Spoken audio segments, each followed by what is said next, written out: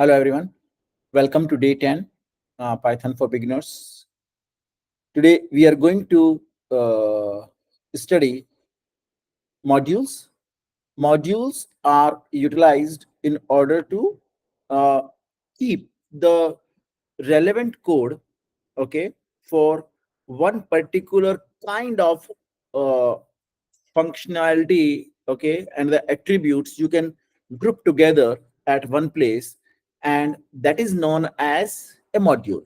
So for example, if you say you want to write, for example, we are building a project, right? We are building a project for patient uh, registration, right? And for the patients, let's say I want to keep all the uh, information related to all the functionality related to the patients, I can keep in one particular module, patient registration.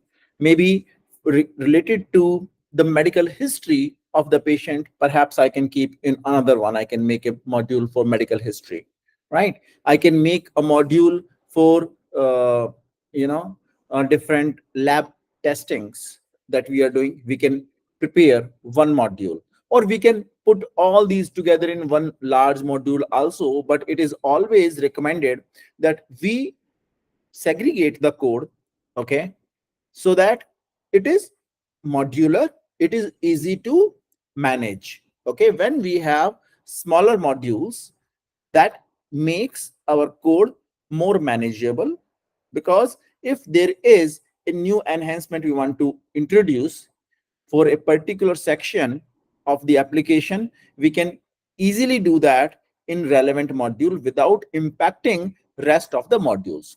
Why do we need modules? Because if we don't use the modules, one particular file itself becomes monolithic application.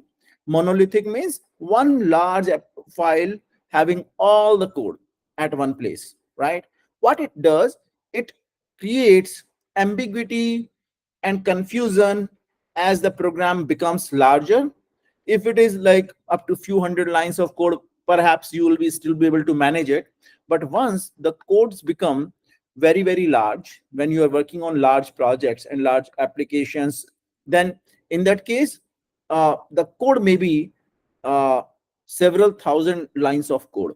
And having all those several thousand lines of code, if you, let's say, making a change at one place in the code, there may be multiple side effects of it, right? So it may be difficult to manage the code when it becomes quite large, if it is not divided into smaller modules.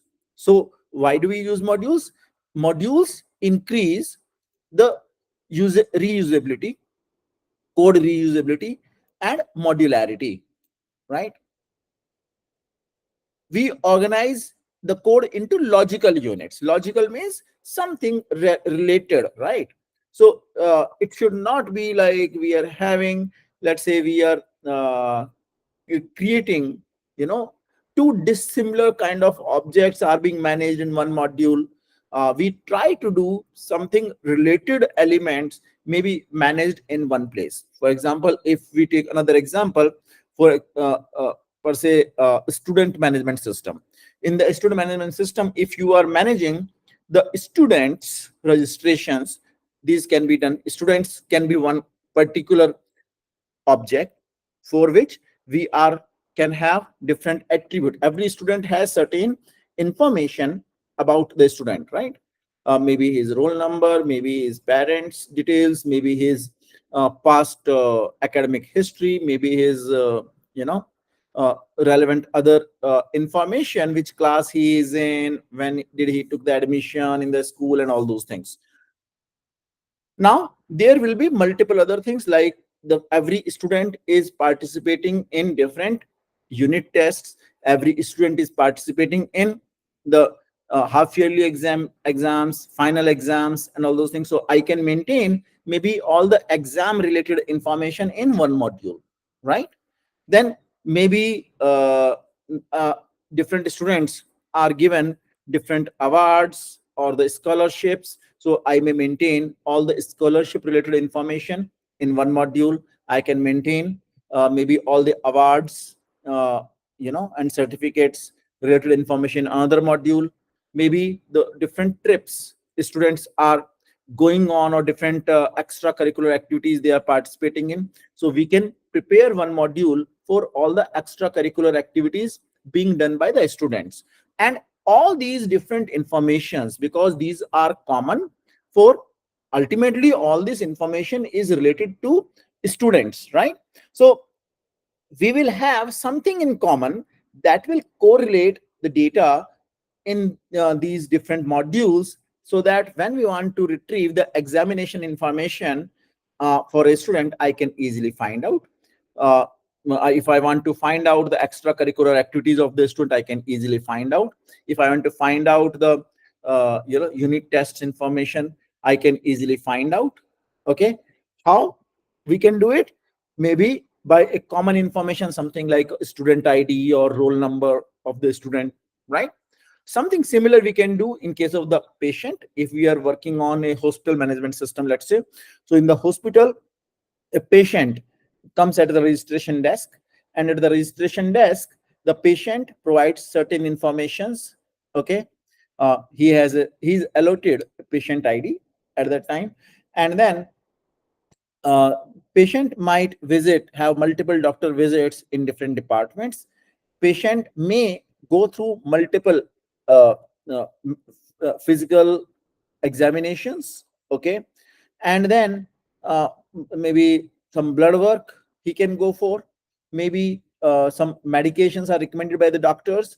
So all these different kind of data may be stored in different modules we can prepare for each particular type of data, and then we can correlate all this data with each other with some common information, such as patient ID in this case. So wherever, if you go to, let's say, lab reports, and you find out all the lab reports for a particular patient ID, you will be easily able to find out, right? Same way, if you want to find out which doctors a particular patient has consulted with, so you can find out the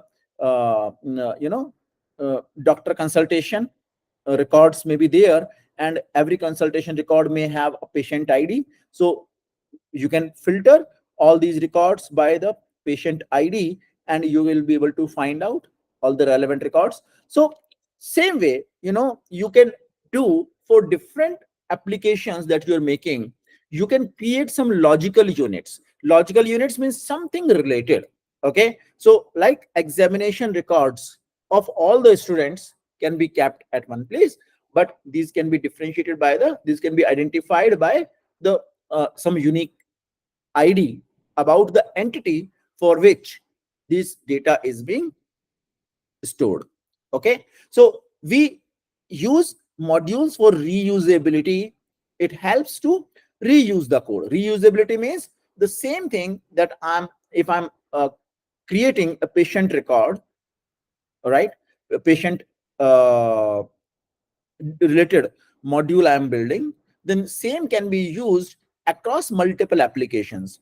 Okay, which can provide the relevant information. So if, let's say, the student registration system is there, and which has all the students core information, like students first name, last name, date of admission, and all those things. So when you go for the examination and you want to find out, you have the patient ID there, and then you can find out the corresponding information from the student registration module, like when the student was admitted to the school.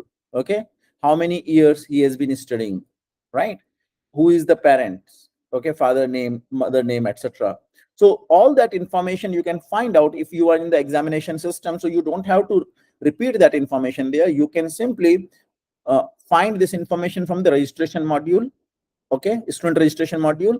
And same way, if you are in the patients, if you are going for a doctor consultation and doctor wants to find out your personal information, then doctor can simply request the information from the patient registration module, so that all the patient information is available. So we have the reusability of the code. So the patient registration information is being reused across different departments and in different other modules.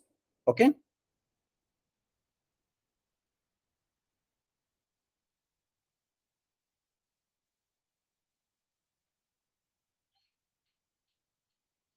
Avoid naming conflicts between the identifiers. What happens? So now let's say I am having an ID. So ID of patient, ID of a medical test, ID of uh, maybe a lab test.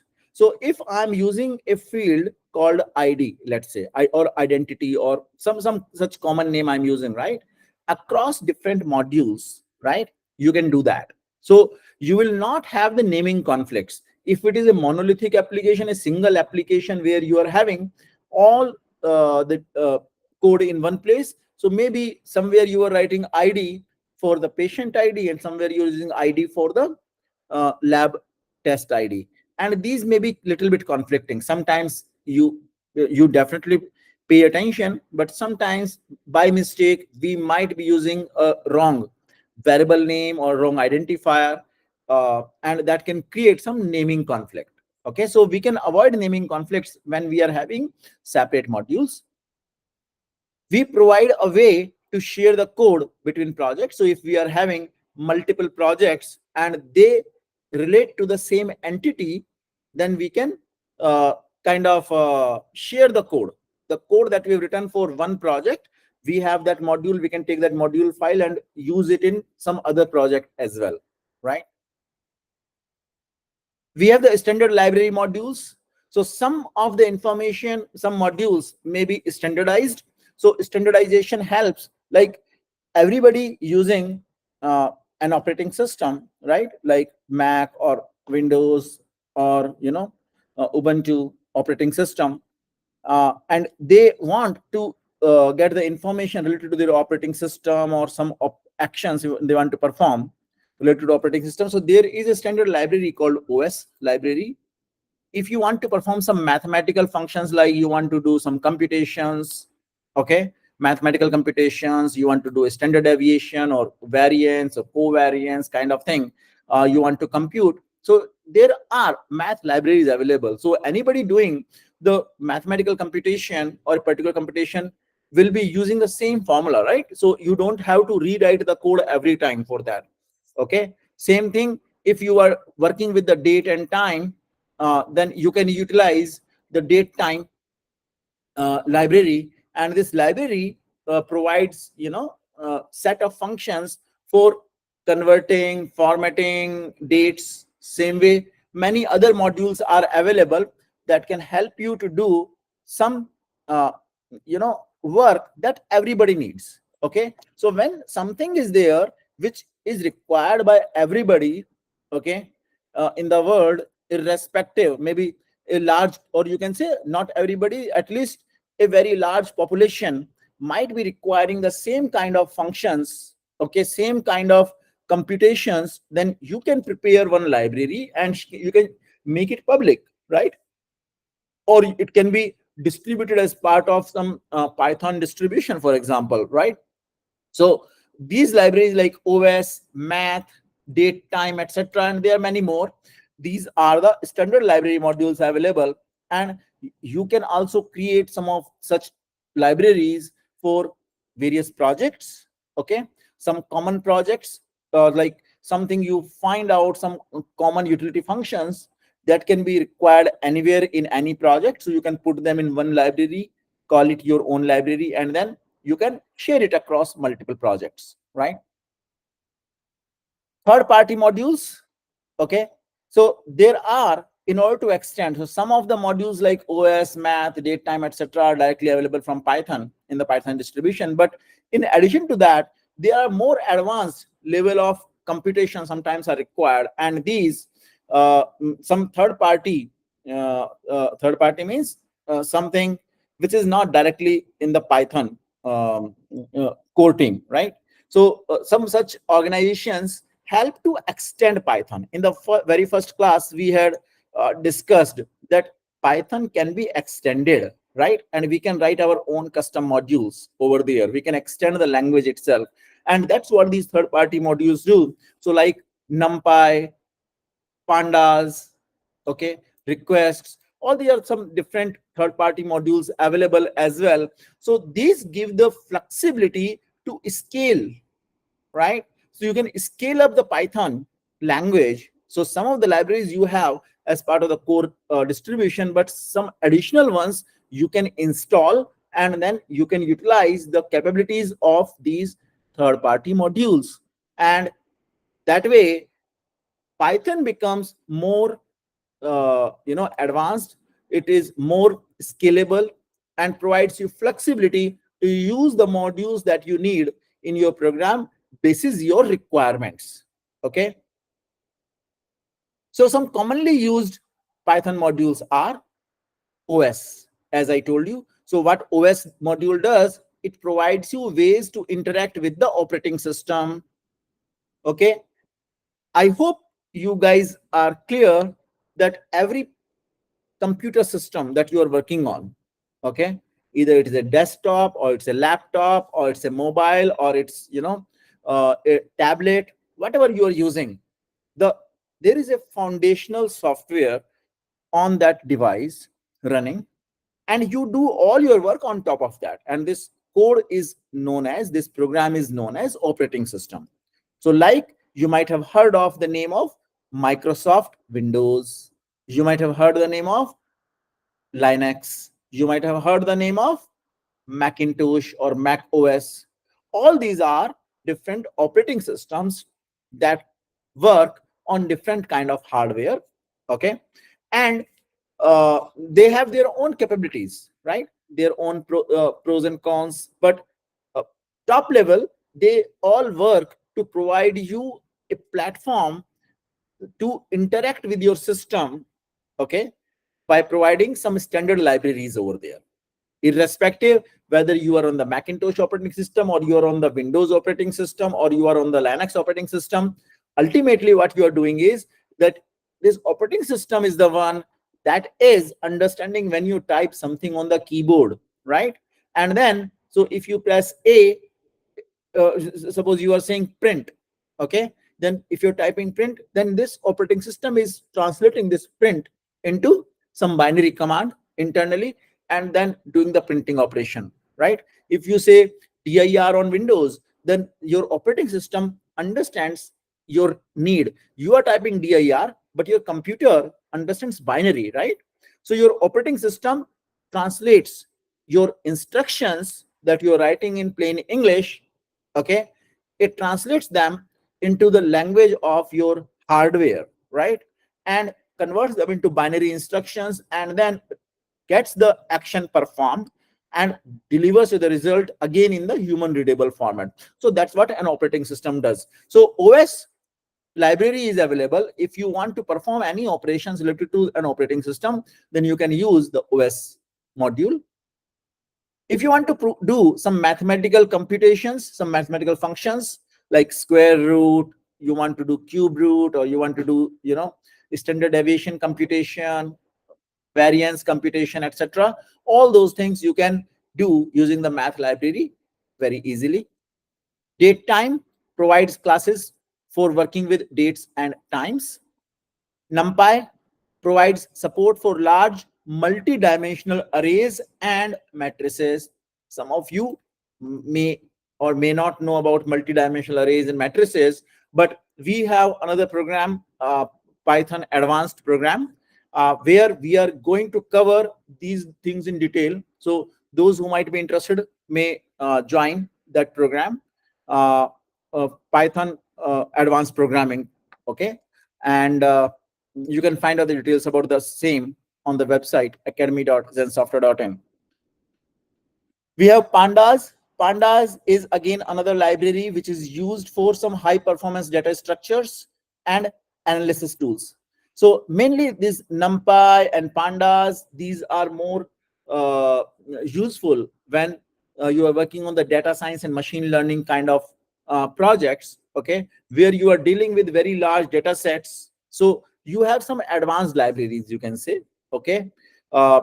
As a common user, you can still use that for your normal programs, but mainly these are for some high-end data processing. If you are doing large data sets you are working on, then these are very, very helpful. Okay, there is a library called requests module, which allows you to easily send HTTP requests. So I told you in one of our previous lectures that we can communicate between two programs or between two servers, your computer and the server. Okay, like a client to client communication, client to server communication. Okay, we can do. So how do two different programs interact with each other, right? They do via APIs. Okay, and APIs, or you can say like a client server programming is there, where you submit a request on a client and send the request to the server. Server does the processing and sends the request response back to you. Okay, something like when you open your browser, so you type www.google.com. What happens? Your browser is having www.google.com, just an address you are typing, and you say, hey, I want to connect to Google server. It goes to Google server, there it takes your request to the Google server, and that request is an HTTP request. Okay, it goes to Google server, and from Google server it brings the home page of Google as the response and displays it in your browser. If suppose the similar work you want to do, you don't want to use browser itself is a program, right? If you want to be doing something similar in your application, okay, and you want to maybe display the results or process the results that you are getting in response, then to do this kind of work you have requests module. So you can execute some HTTP requests through this module. So you can write a like prepare a HTTP request, send it to the relevant server. Server will give you the response, and this requests module will give you the response back in your program. And then you do whatever you want to do. You want to just print it, you want to write it into a file, you want to do some filtration out of that data, or whatever you want to do. So that is the HTTP requests processing. Are these libraries clear to you? Give me thumbs up if this has been clear. If there is any doubt, feel free to ask. Okay, Janvi. Prachi.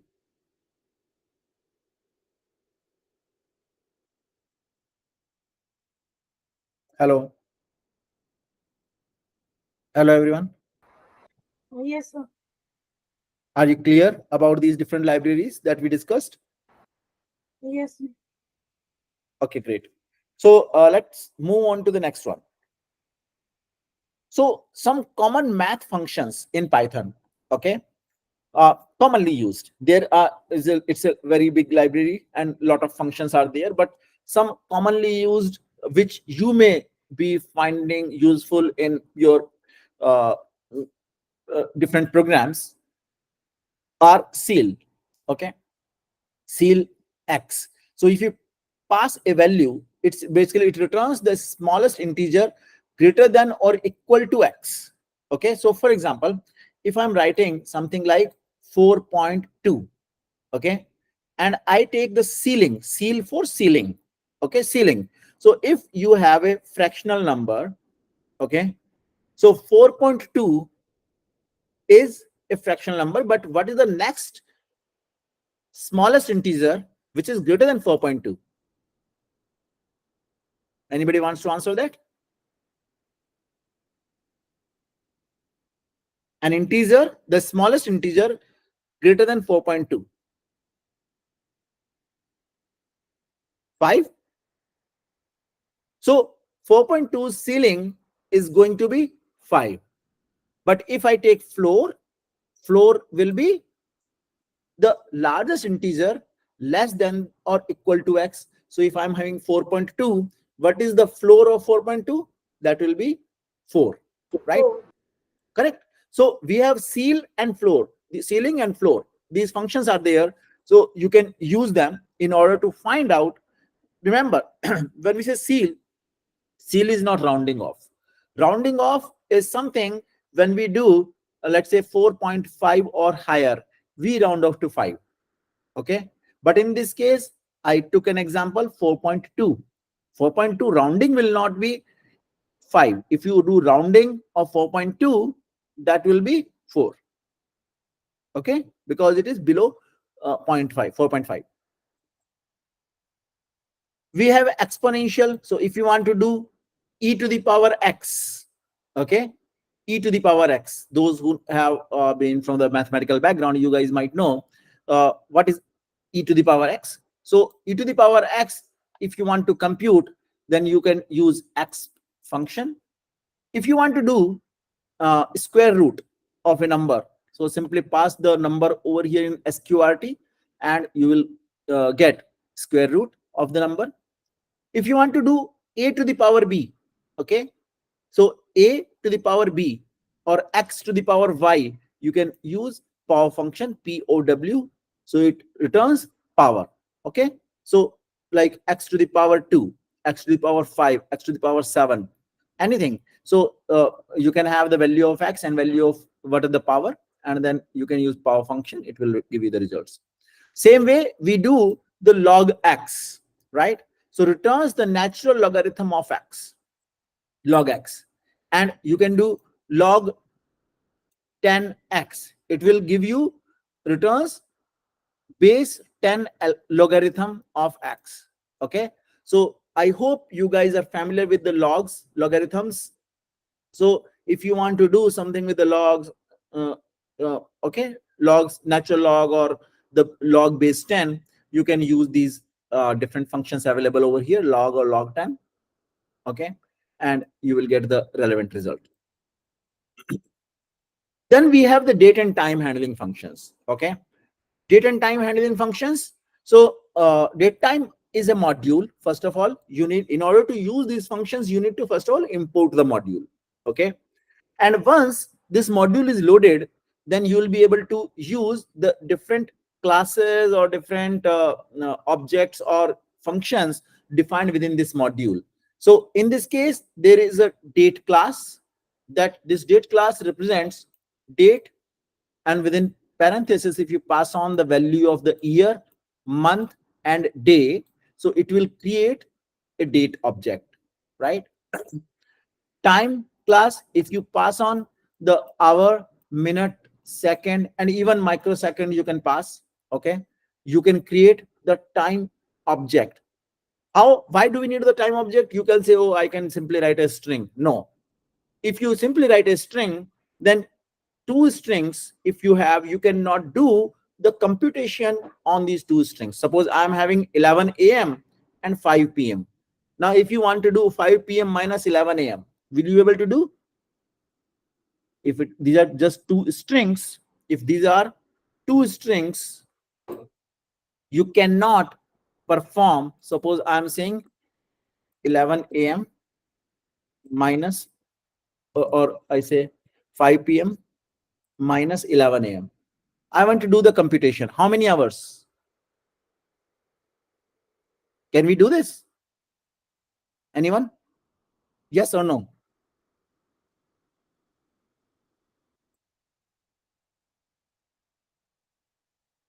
Are you guys there?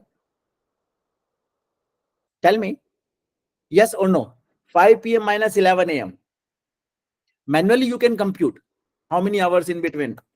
Okay. But in Python, you cannot do. If it is a string, if it is a string like this, 5 p.m.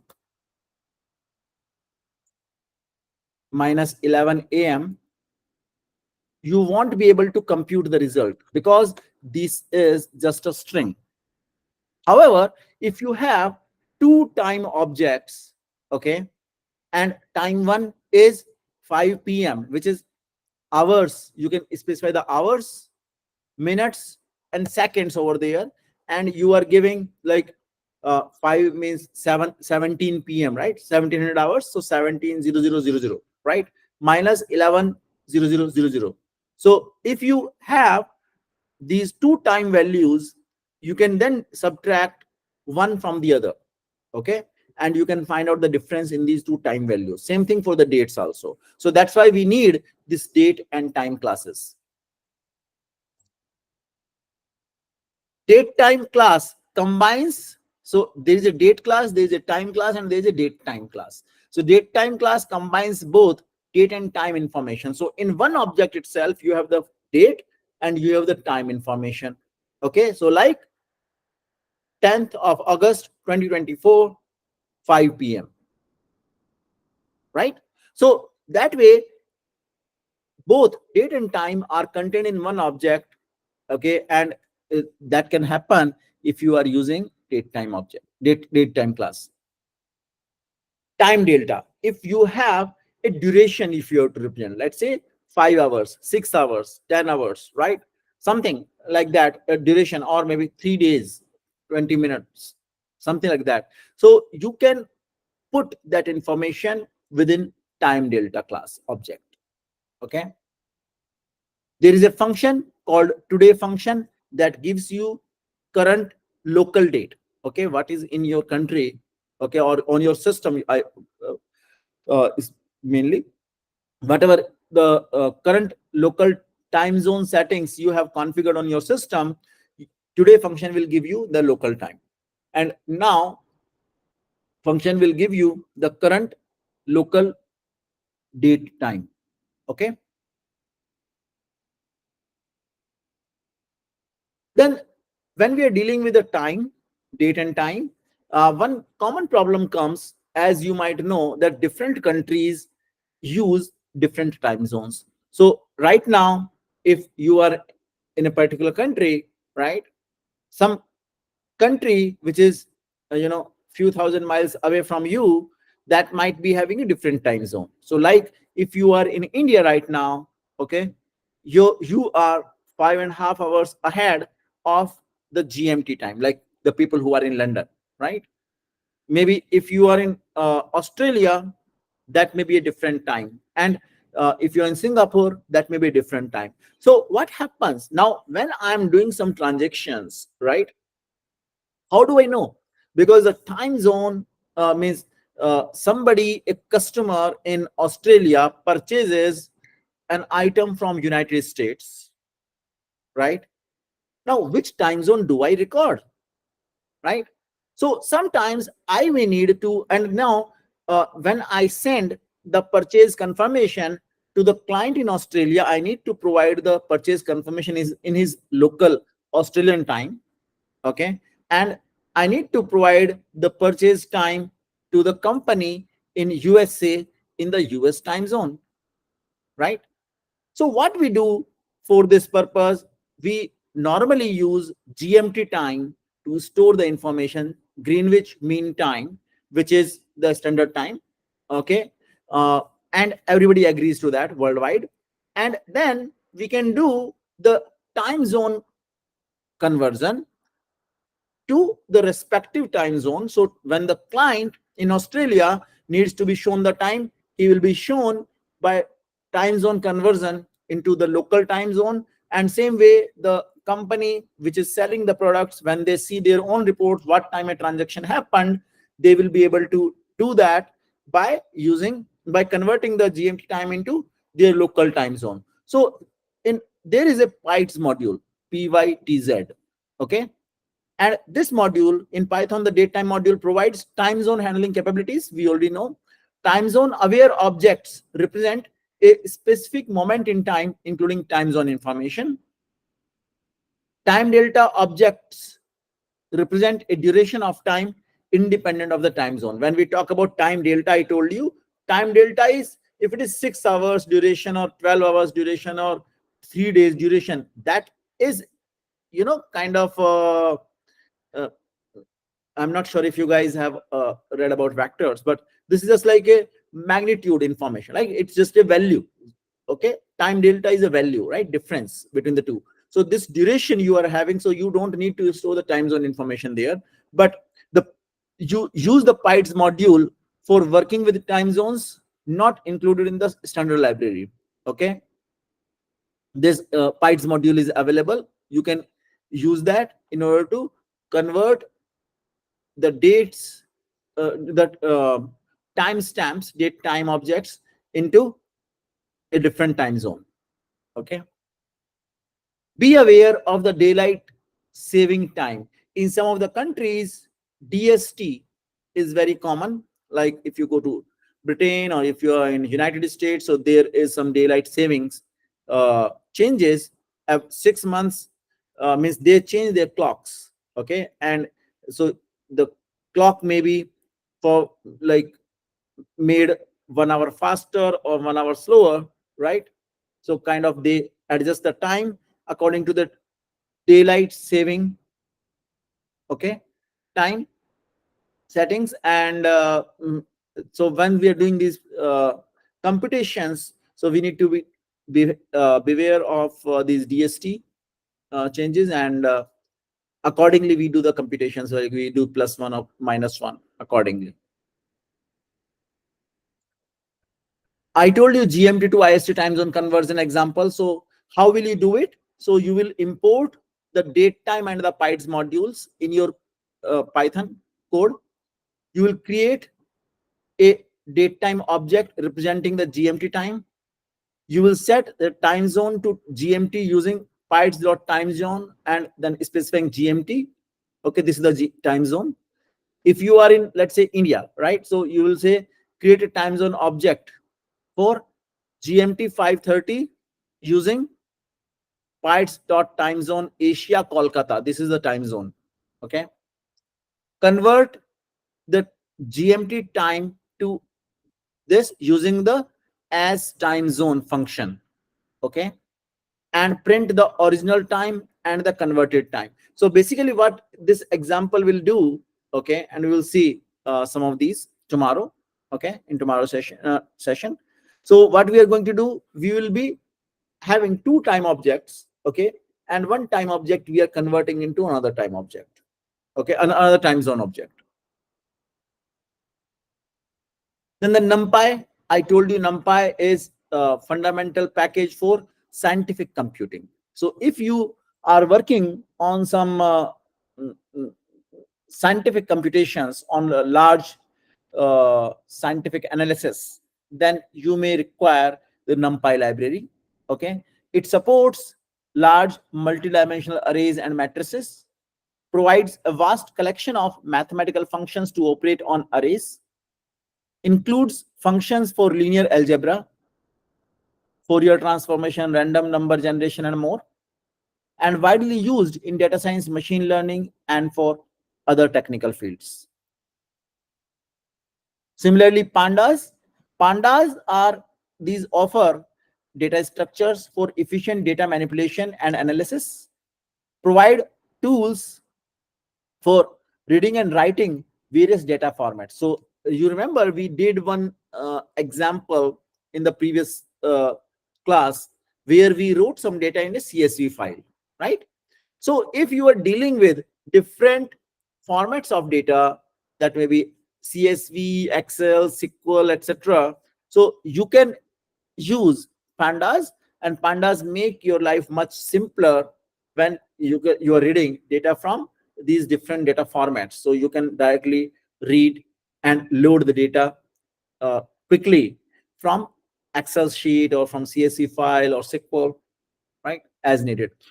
Allows data cleaning, filtering, and transformation. So when we do some like in the data science world, when we are working on very large data sets, so the raw information which is available to us, that may not be very clean, right? So cleaning means, so somewhere somebody has written his name in the lowercase, somebody has written in all caps, somebody is writing mixed case, right? Somebody is in the title case. So we may need to make the data uniform for the data science purpose. And in fact, this is not the topic for this class, so I'll just keep it brief. And filtering means you have some data elements and you want to exclude certain data items from that data. So we call that data filtering.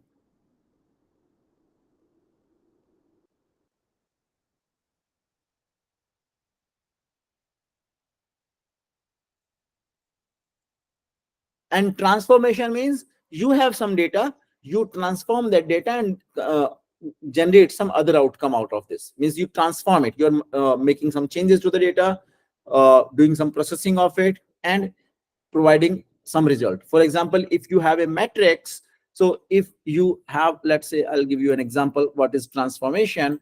Transformation may be that I am writing this matrix 1 2 3, okay. It's a single row. And then if I want to convert this from 1, 2, 3 to, I want to convert it to, let's say, a, you know, vertical. So I want to transpose it. So what I will do, it will become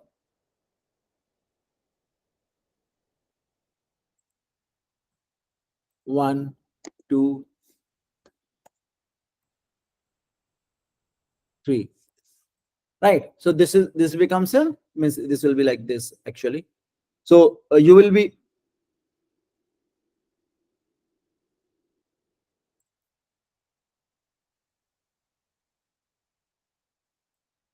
so this is known as transpose. Okay, so this is one matrix.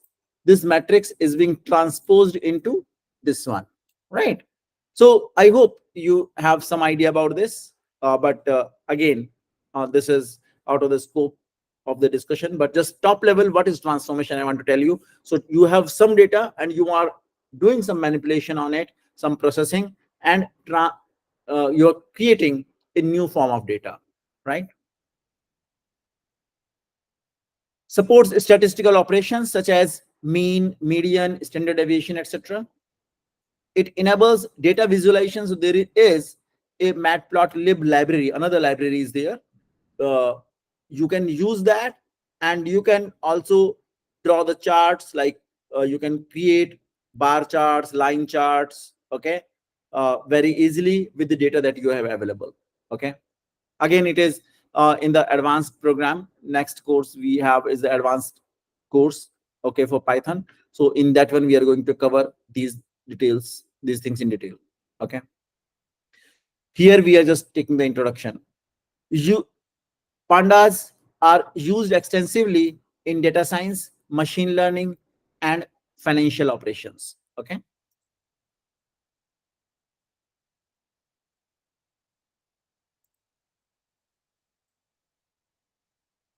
okay, so now after Pandas we are going to quickly look at Git and GitHub. Okay, so what is Git? How many of you are aware of Git? Can anybody tell me what is Git? Raise your hands.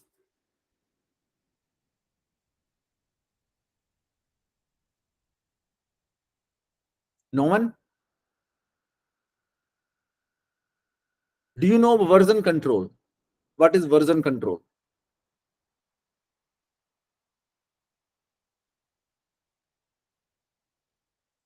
No? Okay, let me take it up. So Git and GitHub are very commonly used in the software industry. Okay, and that's why it is important that we touch base on what is Git and GitHub, right? So Git is basically a versioning tool, right? Software versioning tool. Whereas GitHub is a hosted version of that tool. You can install Git on your own computer or your own server, but if you want something pre-configured, you can simply go to github.com and use this tool over there, right?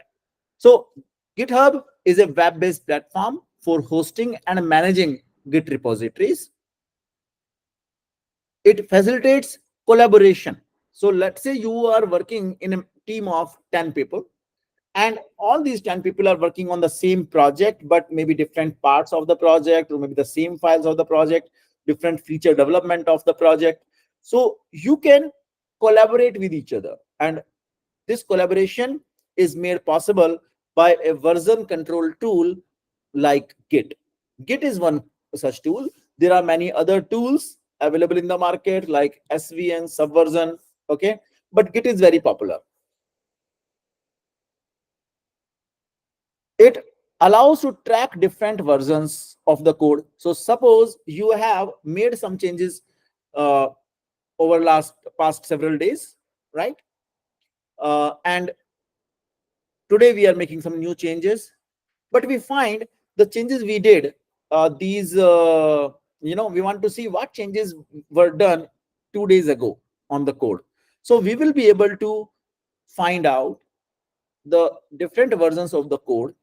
Okay, and if I want to retrieve the previous versions, any of the previous version, any of the dates, I can recover that code and I can start working on that code. If suppose I made some changes today and I don't want to retain those changes, I can discard those changes and I can start from my previous version of the code. So versioning helps you to retain the kind of history of your code, what it was, what it is today, and what it was yesterday, what it was day before yesterday, what it was 10 days ago, what it was 3 months ago, right? The entire history is maintained, and if you want to access any specific version of the source code, you will be able to retrieve that. And it becomes very, very helpful when we are working on the large applications, when you are working in the teams, okay, and when you are working on some projects that are not just like computation of factorial and all those things, right? Very, very basic ones, right? These are some large scale applications. For example, we have been working on this patient uh, registration module, right, for the hospital. So that module, we have been making changes over the period of time. What we were doing, we are copying the file, creating duplicate copies of the file. But if I'm using Git, I don't have to do the duplication. I can simply be able to track what changes I have done over different days, right? And entire history will be maintained. It also provides backup of the code, as I told you. So you can, if you want an older version of the code, so you can easily recover something. Suppose you did, or some of the team members did some mistake. You don't want to retain that code, so you want to recover the old code so that you can recover easily. Features a user-friendly interface. Okay, so GitHub Pro, it's a web-based and easy to use tool, which is having a user-friendly interface. It offers some project management tools also, so you can create, different tasks that you're working on in different projects, and then you can uh, track which tasks are completed, which are not. And it integrates with many other development tools. So as I told you in one of the previous classes, we discussed about PyCharm and we discussed about Visual Studio Code. So such tools also integrate GitHub. So if you are Git basically, so if you are as working with Git or GitHub, you can directly do the code commit and code pull and push. We will see these operations in just a few minutes. All right. Some commonly used Git commands are git init. Git init, if you are working on a project and you want to initialize your repository, you can do git init. Okay. Git clone, it creates a local copy of an existing repository. So it's usually how it works is, so you have, suppose you this is your Git repository. Okay, and you are working on your local computer here, right? So there are different team members working in different parts of the world. All of them are doing the work and pushing their code to this Git repository. Now you as a user are working here. You need to work, so you will clone this code over here on your system. So you want whatever is the latest version of the code. I need the latest.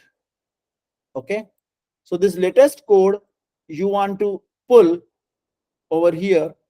You will perform a pull operation. Okay, but before pull, if you want to do the entire repository, you are doing it first time, you will do the clone. And if you are you want to get the latest changes on your computer, then you will do the git pull. When you make the changes here, you use git add. Whatever the changes you did, you add those changes to the local stage, and then you do the commit, and then after the commit, you will use push operation. Push, we use git push. Okay, and the code is pushed to the from local, whatever the changes you are doing, so that these different users across the world, they can access your changes. So you will do git push. So git init to initialize the git repository, git clone to clone a existing code repository on your local computer, git add stages changes to the next commit. For the next commit, git commit records changes to the local repository. So there are two versions of the repository. One is remote repository, one is the local repository, right? So when I'm doing git commit, I am basically recording the changes on the local repository. And now what git push will be doing? Git push is going to transition my local repository changes to the remote repository, remote server, GitHub. Okay. And anytime if you want to check what is the current status of your repository, what files are modified, so we can do it using git status. So git status shows the status of the working directory and the staging area. Okay. A quick introduction to database management systems, DBMS. Does anybody know about DBMS? What is DBMS? Prachi, Yes, sir. Database management system. what is that? Sir, it will make a database backend like we when we registered or any candidate registered, then the details will be stored in a database. Right. So kind of means top level is correct. So database, as I told you in the previous class, we discussed about files, right? So we are storing the information permanently in a file, right? So normally any program is having the data in its ephemeral memory until it is saved permanently to a permanent storage device, right? So now when we're storing the data permanently, that may be in XML, CSV, or text file, or it may be binary file, or there are some tools, because the files are not very handy to use when the data size grows. As I told you, we were just talking about the healthcare management system, let's say in a hospital, right? So there are patients are there, then there is a lab work report, then there are the doctor visit report, then there are maybe the surgeries records and all those things. So when you have so many files, extracting the data out of them becomes a difficult job. And due to that reason, there was an introduction of database management systems. Okay, so a database is your different data that you have, different kind of data, all you can put together in one place.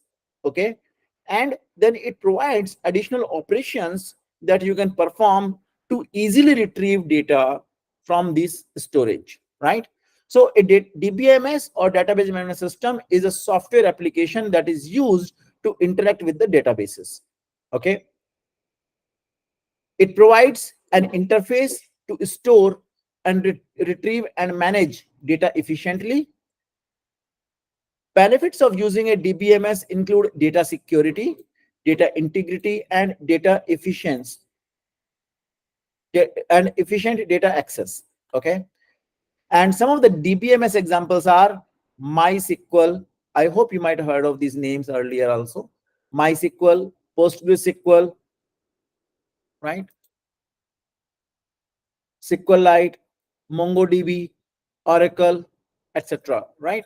So these are different database management systems, right? And we will be having in our project use of MySQL here. Okay, all these others are not going to be covered in this particular course, at least. So we will be taking up MySQL connectivity. Postgres, we also call it PostgreSQL. We also call it Postgres, right? We also call it Postgres sometimes, or Postgre database. Okay, so it is PostgreSQL or PGSQL, also we call it. So sometimes we may write PG SQL. Okay.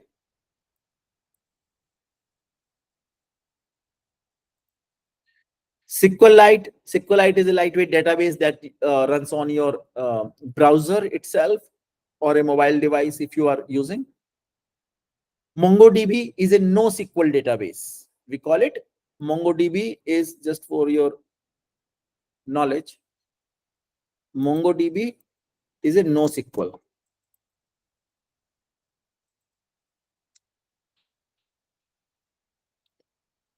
Okay. And Oracle database. So these are different database management systems that are available in the market. And depending on your needs, you may choose one. One of the very popular database is MySQL, and it provides you a very for majority of the applications that you might be dealing with, MySQL is very efficient to do and handle that. In fact, in production, many companies are using MySQL database. It's very mature these days. Let's see an introduction to MySQL. So what is MySQL? MySQL is MySQL or MySQL. We read it as MySQL. It's an open source relational database management system, right? What do we mean by relations? Okay. I just told you that we can have the data.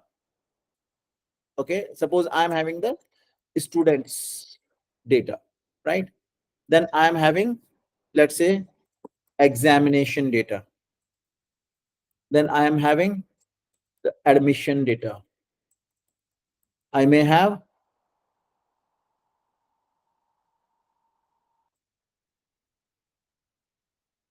let me go to a Jamboard.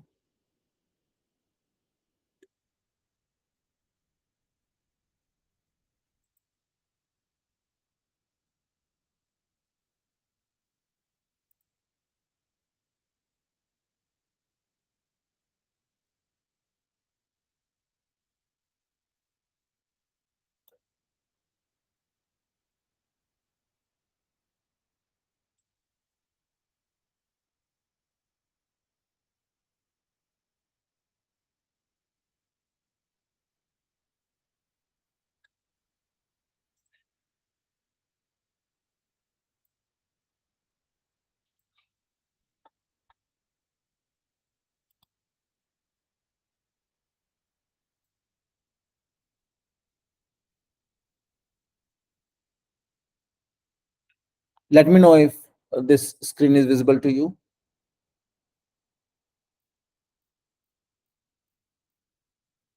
Give me thumbs up if this whiteboard is visible to you.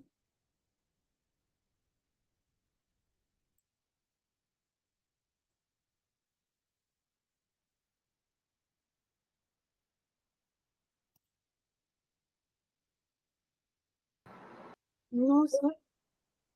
Is the whiteboard visible to you? No, sir. No. Okay. So it is visible to me. Jamboard is visible to you now, Prachi? Yes, sir. Okay, great. No, sir. Oh, not to you. Okay, let me stop and start sharing again. Hold on. Okay, sir.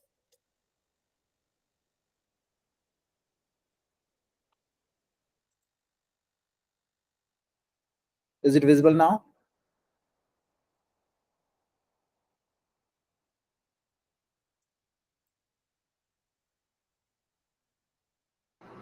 Yes, sir. Okay, great. Sir लेकिन आपने जो link भेजा है ना वो नहीं open हो रहा है लिंक कौन सा भेजा मैंने? अच्छा, अभी आपने don't jam worry about that. Don't worry about that. Okay. Okay sir your screen is So visible my screen is visible, right? So let's say this is, I'm having the data about students.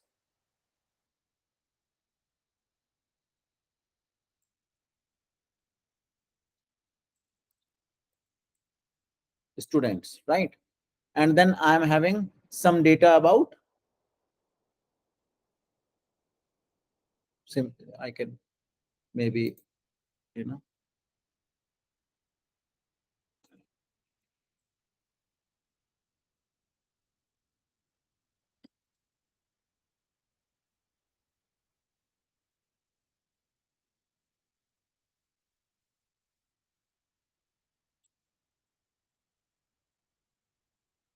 Then let's make.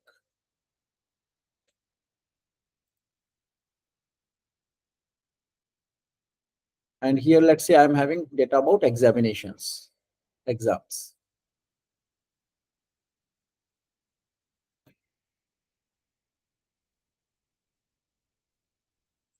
Do you see what I'm drawing?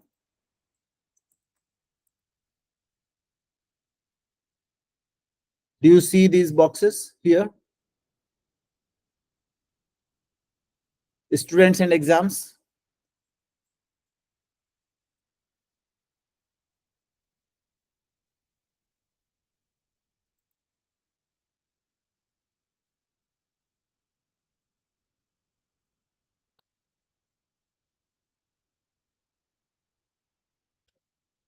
Let me know if you can see students and exams relation over here. Can you give me thumbs up?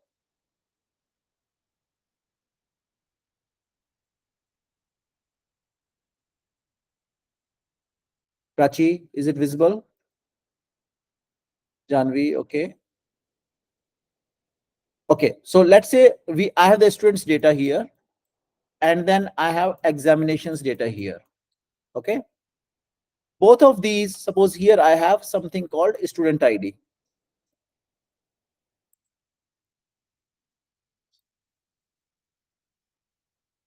So I can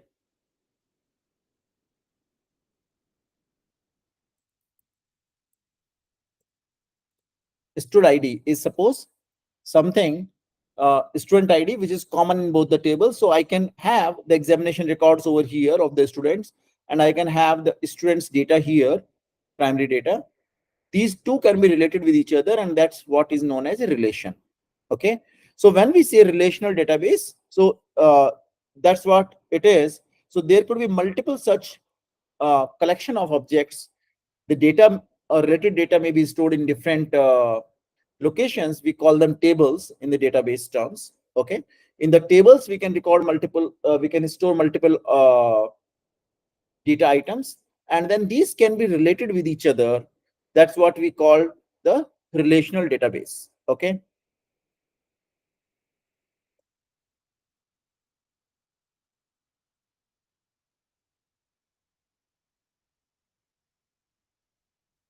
So here, that's what we were talking about, a relational database.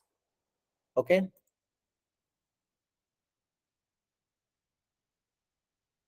Relational database management system, RDBMS, uses structured query language. Okay, so there is always in the database, what is the one of the advantages of databases? It provides you tools in order to retrieve the information. So because otherwise data is written available in the files also, right? We could write in the files and we could read from the files.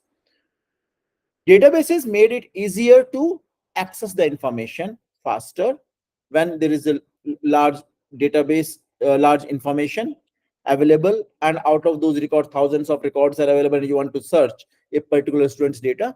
So you can easily do it using a structured query language, okay, which is also popularly known as SQL or SQL, for managing and querying the data.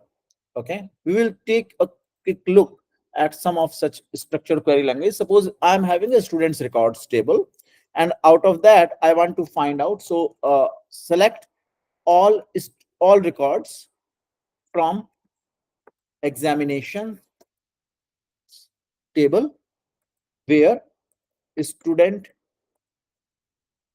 ID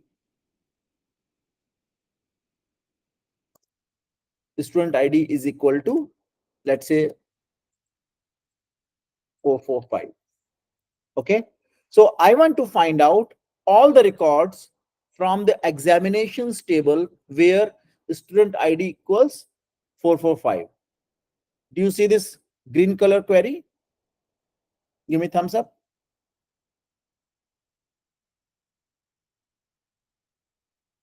Is my screen visible to you guys? Introduction to MySQL.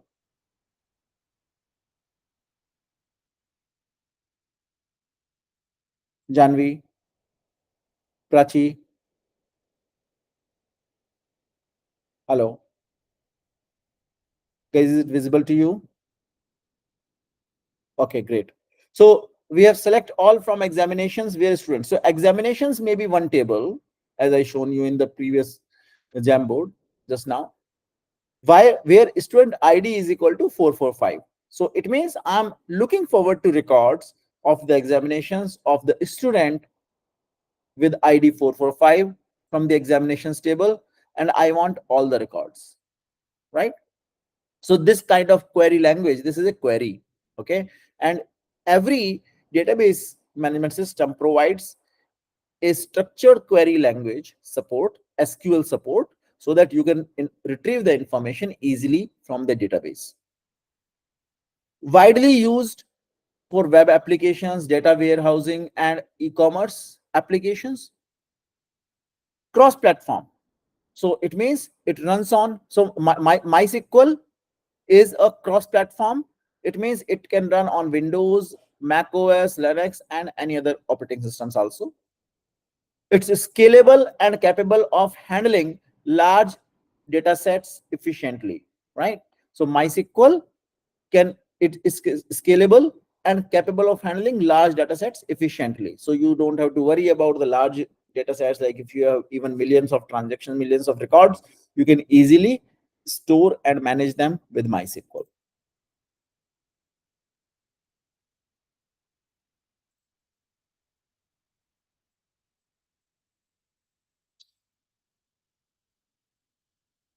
Okay, so then how do we, if we have to do a connection to the MySQL, okay, using Python, how will we do it, right? So we will be doing it using a module, right? So there is a module available, right? You don't have to write your own code just to establish a connection.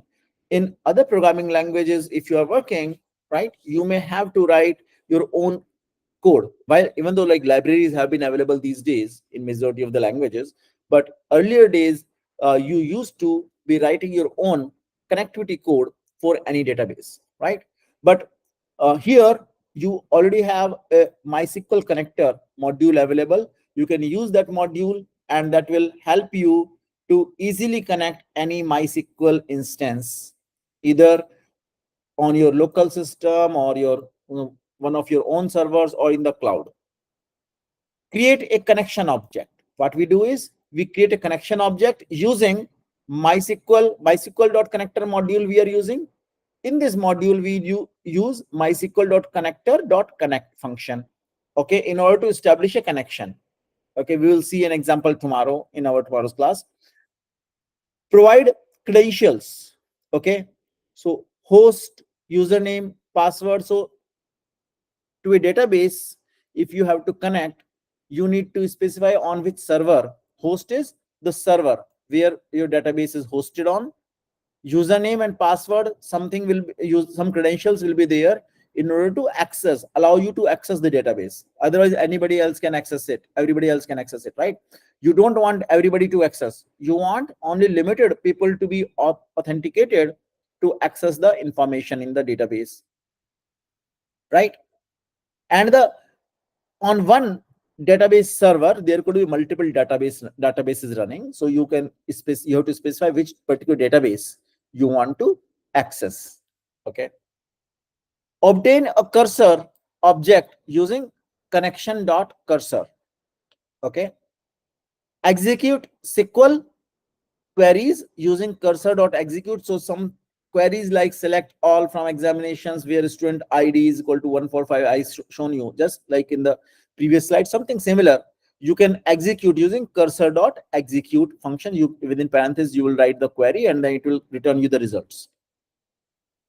Fetch results from cursor.fetchAll. You will execute this command, or cursor.fetch1. Fetch all means all the records, and if there are more than one records returned, then and you want to access only the first one, then you can say cursor.fetch1, first or like the one record at a time.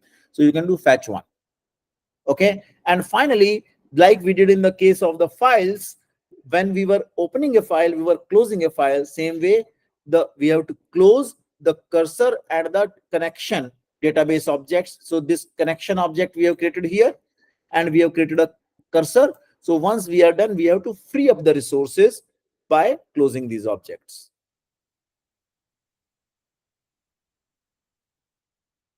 And finally, today we are going to discuss this requests object. Okay, I told you earlier what is requests object. Requests object helps you to access the information from a different application, from a different uh, location, okay, different server, right? So if there are two applications and you want to connect with them, so suppose you want to be retrieving the pricing information of products available on Flipkart, right? A particular product available on Flipkart, then Flipkart must expose an API, right? And that API you must be able to access through some means your credentials you will pass on, and then if Flipkart is permitting you to access that information, then your application, web application, will be able to retrieve that information, and you will be able to show and use that information in your application. Okay, so there are different applications, different public applications, publicly available applications, which provide access to their APIs, and in order to access the APIs we use requests module.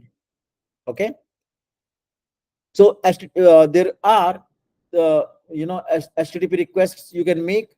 These are of different types: get, post, put, delete, etc.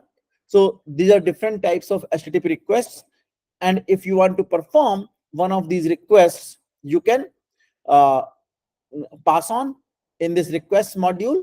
Request, you can use the request module, and you can then use relevant methods in order to pass the headers and rest information. Okay, so you can handle the request parameters, headers, and response data. Again, it is a little bit advanced topic, not to be covered in detail in this particular lecture. This is an overview of the requests module. However, if you are interested to learn more about the APIs, you must certainly join the next level program, which is Python for developers. Okay, which is an advanced program, and registration for the same are open right now. You can work with the RESTful APIs, authentication and authorization. Here I want to clarify what is authentication, what is authorization. Anybody wants to answer this? What is authentication and authorization? I want to clarify that. So authentication means, suppose there is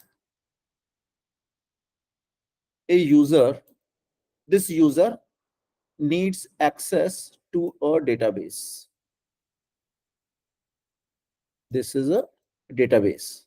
Okay, now this user says, hey, I want information to the examination data of the students, right?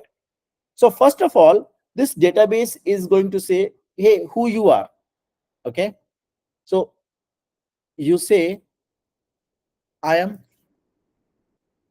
John. Maybe his username is John. Okay, and in order to authenticate, he passes his password. Okay, and says, okay, my password is uh, uh, pass123, suppose. Let's say very easy one. So he's giving his username and he's giving his password. Now what it does, this is going to authenticate this user. Authenticate means, yes, you are a valid user. Now, as I told you, on this database there could be multiple. On this database I can have multiple databases running over here. There may be DB about students, let's say. Okay,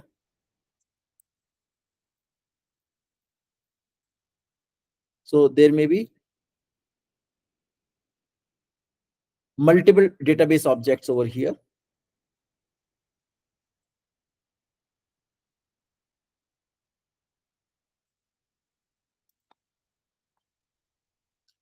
So Maybe this is one database, this is another database, this is another database, this is another database. Multiple databases are stored in this DB server. Now, suppose John is permitted to access only this and this database, not these two. He is not authorized to access these two. Okay. So what it will do, it will check. First thing is authentication. So whether you are authenticated to access this database server or that database, right? So you have permission. Yes, you have permission, but you are authorized to use only this and this database, not this and this. Okay. So over here, it will not allow you to access this. Okay. But it will allow you to over here. This one, it will permit, right? So this is known as authorization. So there are two things, authentication and authorization. So authentication means whether you are a real user and whether you have an account on this server. Yes, you have an account, but if there are multiple databases, multiple kind of information, which information you can access, which resources you can access, that is called authorization. So there are two parts when you are passing on your credentials, right? Then there is something on a session management. Okay. For cookies, error handling and exception handling, of course, a topic for tomorrow. We are going to discuss it in more detail with respect to Python, at least. And we have rate limiting and backoff strategies. Okay. Any idea what is rate limiting? Can I clear this? Any idea what is rate limiting and backoff strategies? Prachi, question to you. No, sir. Okay. So what happens once we are working, like two different systems are interacting with each other, right? So I'm basically exposing one system to another system, right? So if you are trying to access Google, okay, let's say you are going to Gmail, and suppose you write a program to do the login to Gmail again and again and again and again and again and again, right? So you write in a loop and you just do login with Prachi's username and password, Prachi's username and password, Prachi's username and password, and you wrote something like in a loop for 1000 times. So what will happen? Gmail server will become busy, correct? So I'm just taking an example of Gmail. Means, so what Gmail will do, Gmail has to restrict you just to know whether you are doing it through a program. Means what will it will do if somebody writes some such program and then keeps on logging in again and again. So what will happen? Too many requests are coming. Millions of requests might be coming to Gmail, and Gmail might crash, right? So other users may keep on waiting because Prachi is doing it so fast through her script, right? It keeps on doing multiple requests sending for login. So in order to restrict that, we need rate limiting. So what we say, okay, within 5 minutes, you cannot do more than one login. Understood? So if I'm restricting you that within 1 hour, you may have maximum 3 attempts or 2 attempts, login attempts. So when I do this, that is known as rate limiting. Okay. And backoff strategies means if you are trying to access a resource and you could not find it, maybe your internet was down, right? Or maybe due to some other reason, maybe the server was not ready at that time, server was busy, and your request failed. So what should happen if your request failed in first attempt? What should you do? That is known as a backoff strategy. So it means you want to reattempt, let's say, and you want to reattempt how many times? Maybe 2 times, 3 times you want to reattempt, and after 3 times maybe you want to stop. Okay. So some strategy, if you are failing, if you are trying to do something and that is not being successful, then you write a strategy, you have a plan. Okay, if this does not go well, then you do this. and you do it this many times maximum. Okay, if you are not getting, maybe the server is down, you are trying to request the information, so every time you hit the server resources become busy. Okay, and when millions of users across the world are doing the same thing, then it will be a very a chaos kind of situation, right? So server will become too busy and server will not be able to respond. So we usually have the rate limiting and back off strategies implemented in our codes. Okay, and requests module provides these capabilities for rate limiting and back off strategies we can define. All right, so actually that's it for today's session. Okay, we will be looking at some examples of all these things that we have discussed today. Okay, we are going to cover up some examples in tomorrow's class. Okay, practical examples. So I would request these slides you go through uh, tonight and tomorrow. Okay, this will be available within 1 hour on the portal. So you go through these slides and uh, revisit what we discussed, so that you are ready for tomorrow's session, where we are going to practically look at some of these concepts that we discussed today. We will see some version control, we will see MySQL connectivity, we will see a little bit about these different math functions, library functions. Okay, we will see some date time handling, and of course tomorrow's agenda is also to cover exception handling. Okay, errors and exception handling. Many times we are doing certain things in the code and an error comes, how to handle those errors, right? So that will be our agenda for tomorrow. And Friday, means tomorrow and Friday, we are going to make every effort to complete our patient registrations project complete. Okay, we want to give it the complete this project with some end-to-end features, so that it can be used as a program. Okay, we will also do a MySQL connectivity over there, and I will show you how to create the tables, some basic operations in MySQL if you have to use. So we will be covering some basic MySQL operations. We will see some basic error handling. Okay, and we will try to cover in the upcoming 2 classes, uh, trying to complete this project, the uh, demo project that we are preparing as part of this course, right? Which is going to be utilizing all the concepts that we have learned so far, various uh, constructs that we have learned, branching, looping, functions. So we are trying to accommodate all those. And of course, some of the recent ones that we have been studying, we will try to accommodate all those learnings into this project. And this will be available to you. In fact, the last class, whatever the work we have done, that is also available on the portal. So you can see the source code from there. And maybe if you don't have time, so just copy and paste and run this program.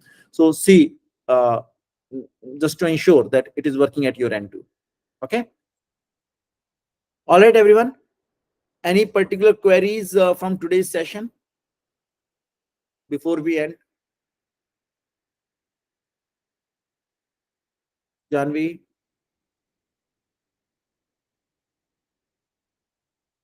Prachi? Okay, no queries. All right. Prachi? So no queries. Okay, great.